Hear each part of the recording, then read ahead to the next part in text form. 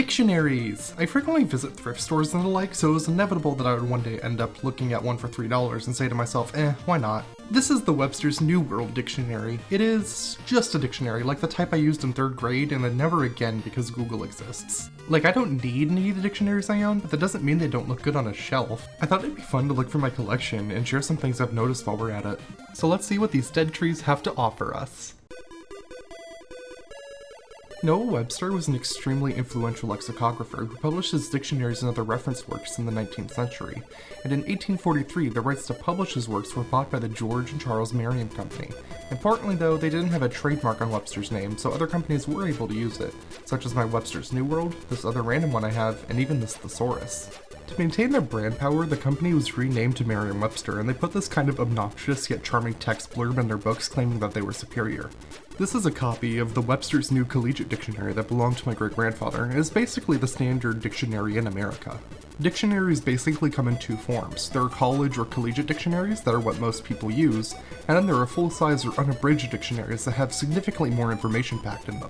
This is one of Merriam-Webster's full-size dictionaries. It's split across 3 volumes, and every square inch of page space is fully utilized. There are even fun bonuses, like this section in the back that goes over a list of basic words in 7 different languages.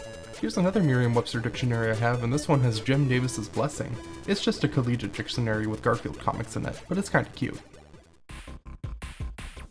What I consider the crown jewel in my collection is the OED, published by Oxford University in England. This is a full-size dictionary, and I actually have the compact version, which is code word for you need a magnifying glass to read it. Thankfully, one's actually included, but this isn't the original. There's a lot to unpack here, including detailed etymologies and archaic and obsolete definitions. In fact, there's so much to unpack, there's even guides on how to read the entries.